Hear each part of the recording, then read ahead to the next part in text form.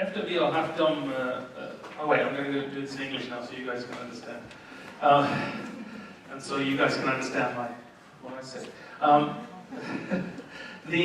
After those really great keynotes, we're going to have a discussion now about programming in schools, introduction to programming in schools, and the issues around that. And with us today, two people you know, or should know if you remember them.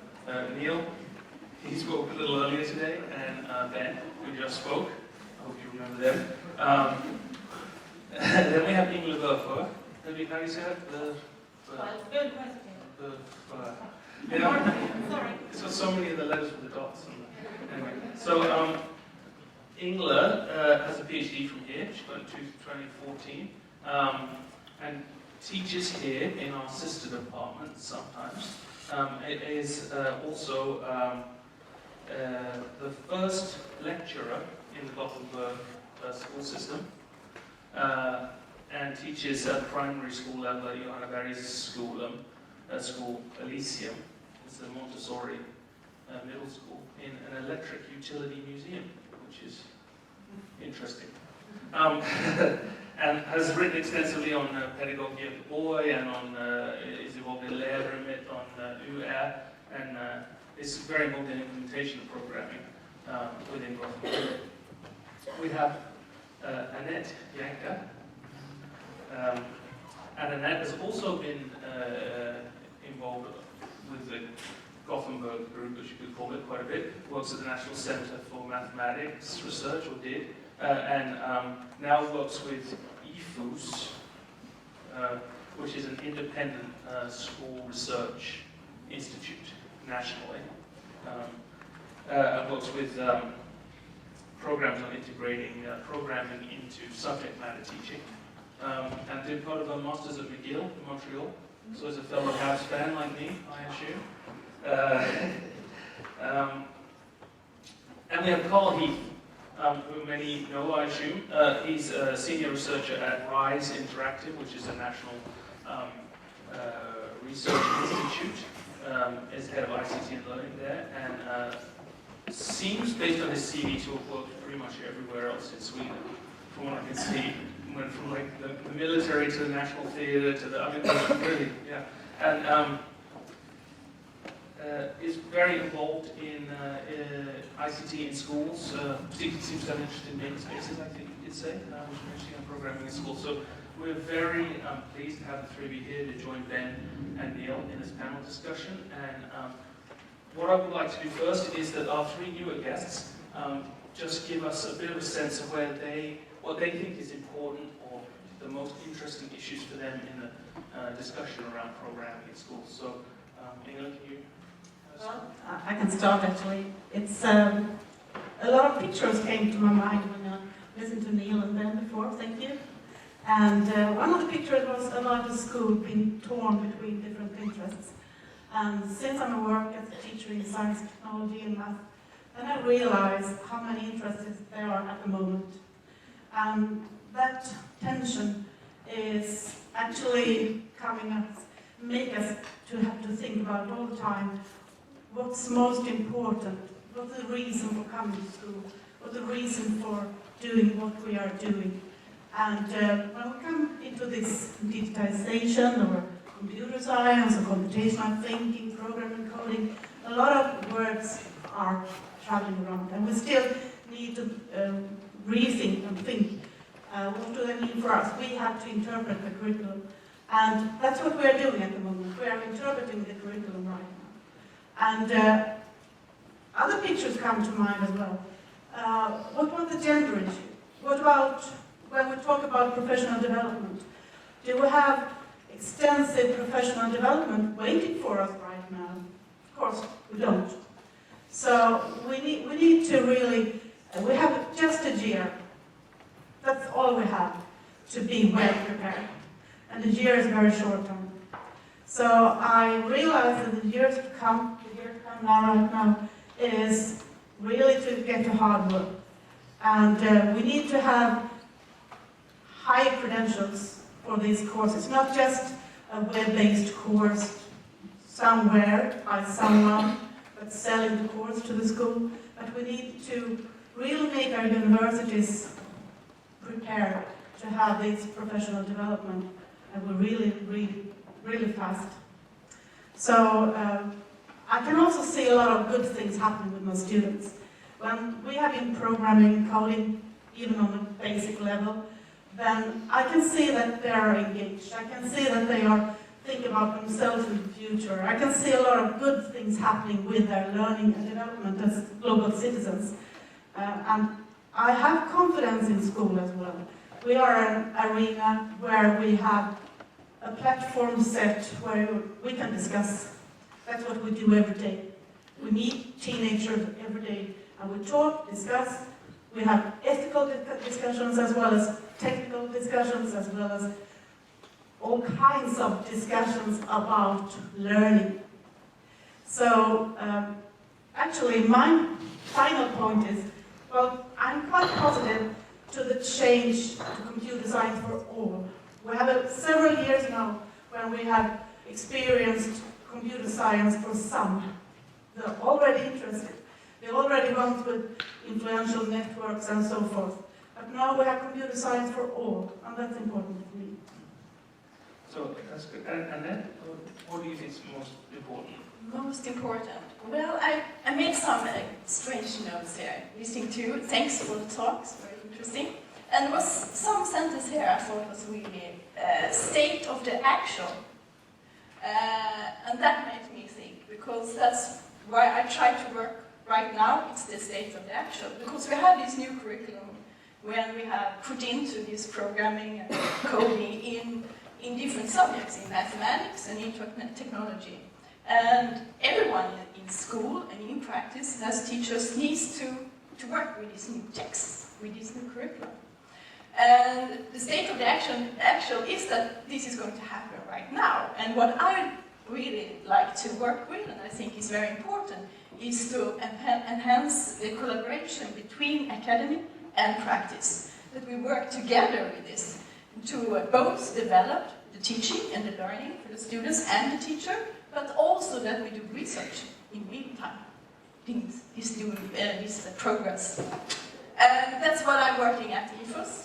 We start this autumn with 5 municipalities and 20 groups of teachers and a group of researchers at Stockholm University, and work together for 3 years to see what's happening now when we put this curriculum into practice. And I think that's going to develop, I hope it's going to develop the teaching and learning, but also inform new curriculum developments processes in the future, because I recognize a lot of this, Ben was talking about how fast we change these texts. And sometimes you wonder on why this text and this curriculum changes. And we need more knowledge to do it better. So in the future, if we try to collaborate more, teacher and academy, I think we're going to get even better curriculum also. That's fun. Carl, what do you start off with? Well, there's so much. Thank you for 2 nice thoughts. I would say probably 3 things brought to mind immediately when it comes to programming and education this week. And the first one is what Neil alluded to this morning, is about leadership, because I'm quite clear that nothing will happen unless we have strong leaders on all levels. And that goes from the top down, because going back to 2005, when we had a change of government, we had a government who basically gave up on digital issues for a decade, which meant that we actually opened up the Swedish environment for very many other different actors to play a big role. Now that sort of pendulum is about to swing back again, where the state sees that they really need to play a role. But I'm worried that they don't play enough of a role in the Swedish context. So that is sort of on several different levels. It's about sort of how we design and reframe leadership to cope with this. That's one issue. Training on all levels, both leaders and teachers, into manage the new curricula. And I'm not actually, I am worried about sort of how we're going to do with programming, but I'm just as worried about the social sciences, because we've actually changed the curricula for the social sciences as well. And I find that to be really, really good, because it ties into much of what Ben talked about. But obviously, if you don't know what that's about as a teacher, it doesn't matter what it says in the curriculum. So I think there's a strong need to get everybody to understand sort of what digital society means for us as an individual. And the third thing is sort of about the sort of meta levels on the digitalization of education. How do you actually sort of get this into and understand what's going on when we change? Because at this moment, we sort of decided in Sweden that we're going to go on this trip to understand sort of digital stuff in school. We're going to introduce coding and all the rest. And it's a big change in the whole system. And when we've done these big changes in the system before, about a decade later, people want to know, was that good? Was that bad? Did we do the right thing? What does this mean for us, for education? And you need good data to support those sort of ideas with, which means that if we don't follow up this change now in Sweden with data and research on the actual reforms and changes and what teachers think and how this relates to practices, we will stand there in 10 years and be irritated on ourselves. So we actually didn't do this. And that's sort of a subject matter for both the academies and the states to do something now about that, because we actually can't wait. The train started to run, and we need that research and data going and flowing right now. Yeah, I think that's a good point. Where we are is that the train has left the station, and we're all on board, but we're just not that sure where it's going. And so it's something that struck me from Ben's talk is that we have a similar situation in Sweden where we're rolling towards this, but there are these very strong competing interests between computational thinking and coding and digital literacy type perspectives. And I thought that would be something we should talk about is what do we actually want to do with coding in schools, which follows nicely from Ben and Neil's talks. So does anyone want to start with that? What do we want to do? I mean, it's difficult for you guys to speak to the Swedish context, but I think it's a relatively universal question internationally. Yeah, sure. I mean, there has been some research on how computing is developed as a subject in England. Roehampton University is studying it quite closely. One of the results in one of their reports just before Christmas last year was that an unintended consequence of this shift is that we now have fewer girls and fewer children from low-income families studying any kind of computer-based course in the upper years of secondary school. So when children take a GCSE, we used to have fairly high numbers of girls and lower-income children taking a GCSE in ICT, which at least meant they were getting some familiarity with working with computers. With the shift to computing, we've seen a reduction in the number of girls and a reduction in the number of lower-income children.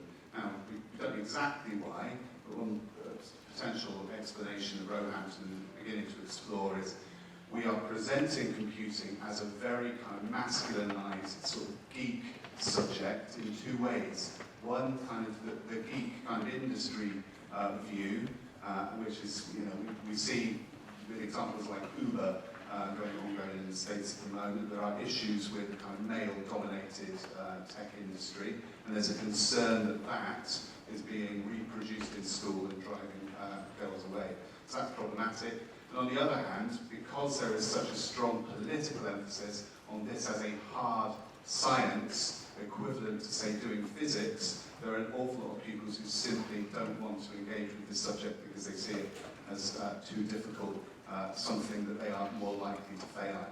So I think we need to think hard about, if we want to ensure computer science for all and some degree of equity, about how we ensure that this appears to be a more kind of inclusive subject. Yes, okay, there can be hard science, computer science qualifications available to those who want to take it, but at the moment that is sort of driving, what the evidence appears to be, that focus is driving children away from particular groups. Yeah, I just want to make a small mark here, because it's a different... in Sweden we do a kind of maybe strange, I don't know if that's the word. It's not a separate subject in Swedish curriculum, computing or programming. in elementary school. So it's kind of a peculiar way to do it in Sweden, that we put small pieces of programming in maths and in technology and in social science and so on. So, and what this is going to imply, we don't really know what's happening with the learning and teaching in maths or in other kind of subjects. But I think it's a bit of a difference between if you make it a specific subject in elementary school. Maybe you can correct me here, but I think it's a difference. I agree on that. On the other hand, we have this issue that we in 1 year's time need to teach all maths and technology teachers in Sweden how to code in some level. And I often hear this thing sort of, well, you can teach the kids, they can teach themselves, and it could be some kind of collaborative thing, and coding can be fun, and all the rest of it. And from what I see, from what we've done in our labs and environments, that's just not the case. It's a very formalistic approach that you need to have initially before you learn things. And the teacher needs to be really good at their subject matter. I mean, you won't ever hear a maths teacher say, well, you can just let the kids teach algebra by themselves. They'll just sort of go on and have fun with algebra, and I'll stand sort of and look when they do the fun algebra. That would never happen. And it won't happen with programming either. You need to have a strong body of knowledge as a teacher in order to do these things. And we have a very short time to produce that knowledge in some context for a broad number of teachers who haven't themselves chosen to do this.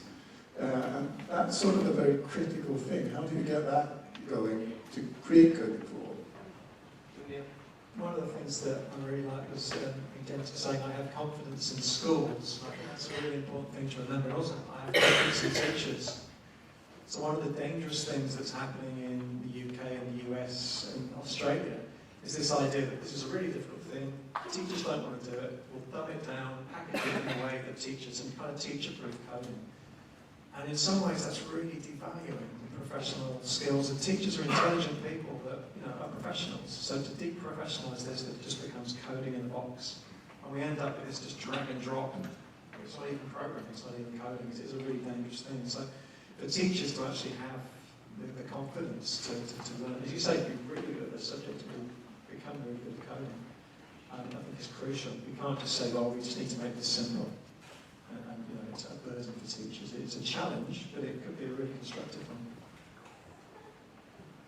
Yeah.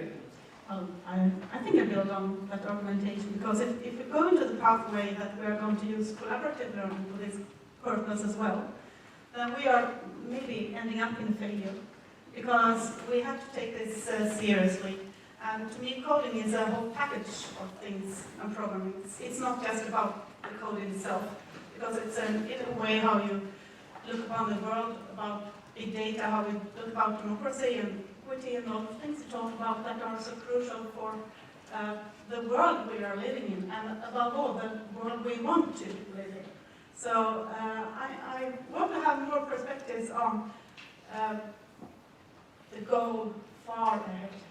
Actually, I'm talking about sustainability and how we proceed in a way that make this long-lasting term, not just a thing that we are providing industry with code monkeys.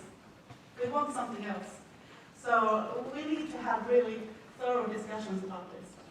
I think it's, and so it struck me that we maybe don't have a clear idea of what we want programming in schools to do, but we have less of a clear idea of what we want our future citizens to be. And so it kind of struck me that this move to just strictly doing kind of formalized coding in schools maybe equips for a workforce of coders, but that's a workforce of coders that can be outsourced to Sri Lanka or Bangladesh at a much lower rate than they can be provided in Sweden. So I'm wondering, what are your ideas? Like, what do we want these citizens to be? What do we want people in the workplace to do in 15 years when they get out of school? It comes down to sort of how will the workforce look in 15 years, and that's a sort of hard nut to crack.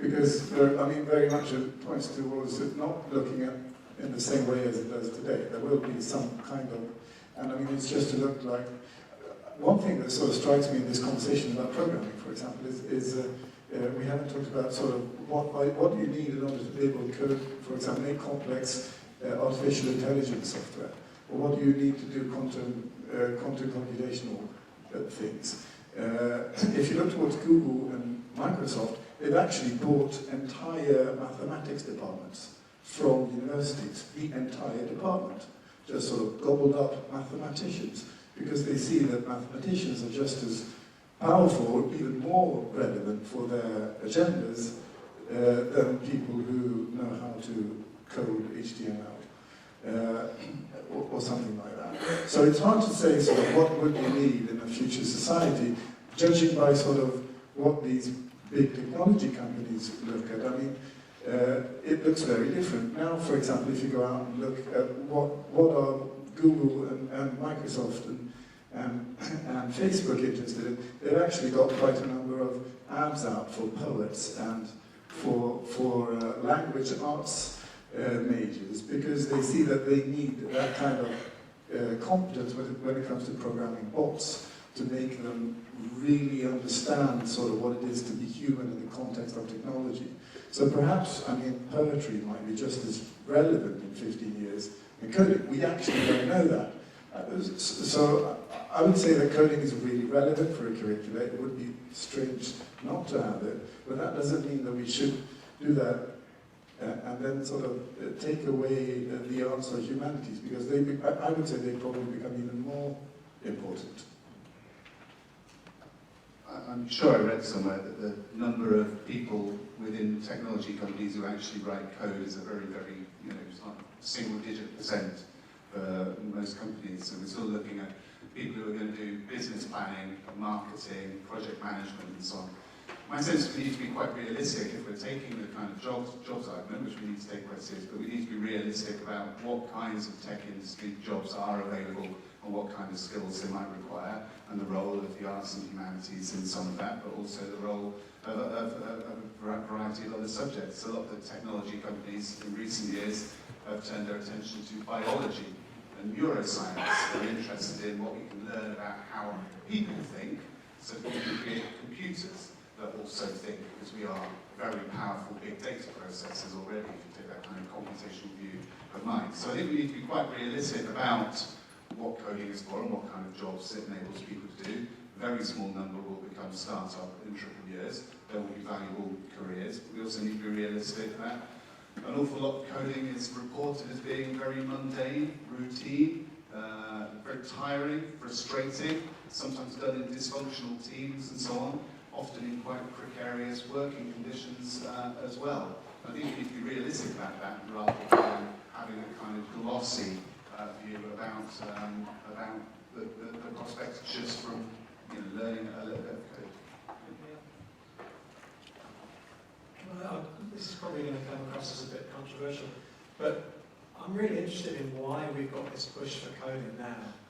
And so clearly there's, I think, if you look back to the 80s, a lot of it was symbolic, just being seen to do something about a future that we have no idea about. So it was a good way for government to tick a box, it was a good way for schools to tick a box. So in some ways we're kind of repeating that, I think. But the two things that I think are driving this, we've now got people who are my age, and probably Ben's age, early 40s, that did this at school, that think it's a really cool idea because we were the geeky boys that did it in the 1980s. And I think there's an element of that, this kind of nostalgia, let's bring back basic programming and do the coding of the 80s. And you also got a computer science, computer education kind of, they suddenly are validated. Now suddenly their time has come again. And it's this kind of zeal amongst these guys in their 60s that feel like, yes, now is their time. So you've got these different agendas from lots of different perspectives. They're all interested in doing the same thing for lots of different reasons. But really at the heart of it, no one's really interested in the learning or the students or the teachers. That's what worries me. So are we just on this nostalgia trip that the government also gets some kind of symbolism out of it, the industry makes a lot of money, and in 10 years' time we'll be looking back, as Carl says, and what the hell was that journey all about? Why didn't we get it right? I think we can learn from the 1980s. So if I was a researcher, actually I'm a researcher, but I'm doing a project where I look back at the history of the 80s, but if I was a school, I'd also be doing my own archaeology. We don't have to be futurologists, we should be archaeologists. Look back at your school, at your municipality, and what happened in the 80s with the coding push? And why did it turn out the way it did? And are we going to repeat ourselves again? So I think a lot of lessons can be learned from that. I think that's really interesting. You know, what is the parallel with this to the 80s? And I guess to kind of the other question I had, which is how do we make this? Like, what do we do to make this a success? And one of the things, you know, I started primary school in 82 or 83, and I was in that first wave. Like, I'm one of the people that thinks this is nostalgic and lovely. We had logo and turtles in the classroom and all that. And I lived in the paper, like, bubble. But the thing about that was that the stuff we had at school was cutting edge. The stuff we had at school was way better than stuff anyone had at home. And it was like we were tinkering stuff if our parents didn't have a word. Now when we implement coding again at school, we have web-based virtualized versions of the stuff that I was doing in 82. So I'm sort of wondering, like, what's the character of this implementation now? Why isn't it? Why aren't we doing cutting-edge things that are closer to the future in schools now when we introduce programming and computer science again? Why are we doing what we were doing in the 80s? I think we are, to some extent, doing different things. It's just that it's very fragmented. In some bits and pieces, we're actually doing... I mean, for example, there's a really cool competition at the MIT called the International Genetically Engineered Machine Competition. It's a competition for upper secondary and undergraduate studies in how to code your own synthetic life forms. I mean, you can actually do that, and you can do that down in primary school today with technology, and it doesn't cost you more than like 100 euros or something, or 2,000 euros to get the whole sort of machine block. It's actually quite well suited for the Swedish curriculum if you wanted to do that. Take, for example, the use of robotics or the use of additive manufacturing or other types of things. You can actually do that, but it's really hard to do it in the educational context. And I know Neil has nutted out on 3D printers in Australian schools, and it didn't work out that well. And I've seen examples of that here in Sweden as well. It's hard to take on a new thing, a novel thing, that we think might be useful, and then adapt it to work in a sort of formal educational context. But even though that is hard, I think that is actually what we really need to do. I think we need to do those kinds of novel and new, or the things that we can't do at home in a much larger manner than we do. Well, I still keep on that track, I guess, because 4 or 5 years ago we were allowed to do a lot of tryouts because this wasn't compulsory. We could play. We could play as teachers and play as students and try out 3D printing. We could try out a lot of things that was not really compulsory. But we have a different situation now when it's really going for all. Now I wouldn't say that the playtime is over, but I would say that now it's really time to be professional about it. And being professional demands a lot of things. And it demands a lot of things from our school organizers. And our experiences, I've been a teacher for more than 30 years in science and technology. A lot of school reforms have come and been implemented, but almost all of them have been implemented without resources coming for professional development. And in the long run, we can see some kind of correlation with that and what's happening with the teacher as a professional person. So it's really important for us this time to talk about professional development at the same time as we talk about the visions and what we want to achieve. So I really need to see the discussion on professional development before I'm satisfied. Yeah. I just want to continue that thread. Some other word I was putting down when I listened to Neil here was mistrust in technology. And then I was thinking about instead trust. Trust teachers, the school leadership, the researchers that we need to build trust between different kind of levels in the system. And this is something usually debated in Sweden, that they have investigated, that we are lacking trust to each other in the system. And that's important if you're going to have professional development, and school principals have to make sure everyone gets the time they need and everything like that. But I think we need to build trust, and that's the way we do that, is to collaborate even more, to make this, to implement this in a good way, in a wise way. So I was wondering, Ben, with the professional development in the UK, we have this problem, I think, in Sweden now, that we have a lot of, I don't even know, my English is so bad now,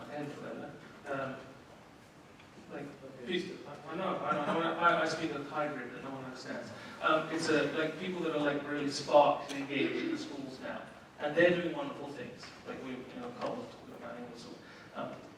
And how do you roll that out? How do you make it, like what's happening in the UK in terms of professional development? Is it working? Is it?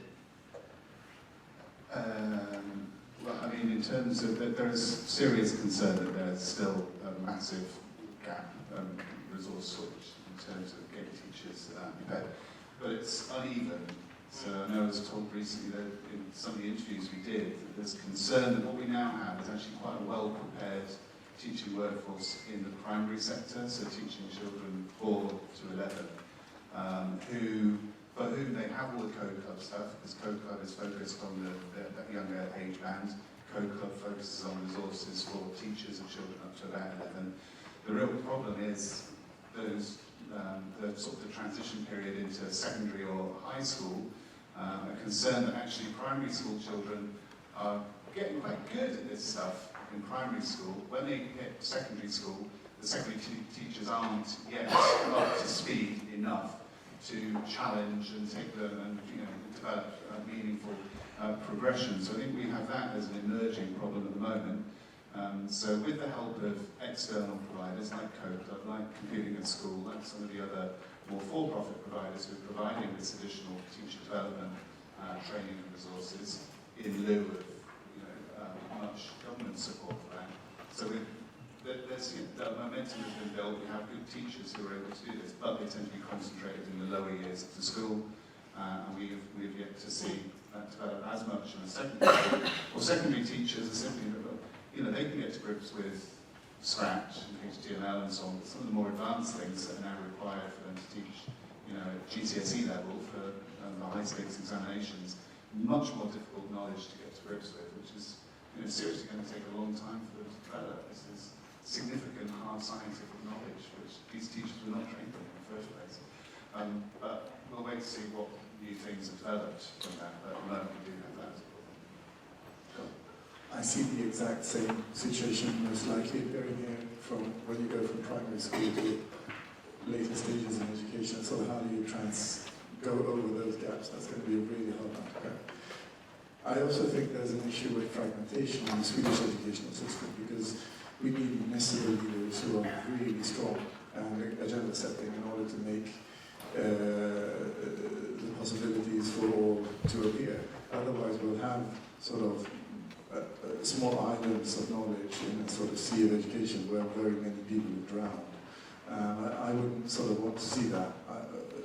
So we really need to sort of look upon sort of how do we get upper management of Swedish municipalities to really understand what this is about and commit to long-term strategies of change.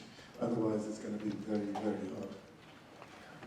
And the one thing that we've always found in education technologies, it tends to be led by charismatic individuals, charismatic champions. I think that's what Carl was saying there. That's something I learned about leadership. If we just rely on this distributed leadership model that individuals do funky things around the place, their practice never gets visible or modeled to everybody else. There's no sustainability across the system. So it's moving away from this thing where coding is this thing that's, there are pockets of good practice led by enthusiasts and charismatic people. Surely in this networked age we can find a way of actually making that across the whole system. But it's been a perennial thing in education technology. We almost have to finish. I was going to ask you, as one of these charismatic leaders in the area, what do you think from the ground level? Because we have a lot of resources right now with people who are doing wonderful things. What can happen from that level to try to spread? Well, I think one of the answers is as simple as cliche. It's a time, always time. And actually, we started to implement that arena for producing time in our part of the city, where we every week have 1.5 hours for all teachers for professional development, and adding to that at least 12 days a year. But even though that's a start for many of the teachers, it's not helping out for the ones who have the greatest changes. But it's a good start to have 1.5 hours every week to discuss with colleagues, take part in different courses, and really focus on changes and how can I change my own educational practice. So I think that's a good start. I think so. I guess the thing is, the conclusion might be that we're going to need more than £100 per teacher, or 1,150 kroner, or whatever it happens to be at this time. So I hope the school leadership and national leadership is taking note. Well, they're in the room. So we need more than 1,000 kroner per teacher. Okay. So with that, I'd like to thank the panelists here for a wonderful discussion and for coming and standing up in a slightly uncomfortable arrangement.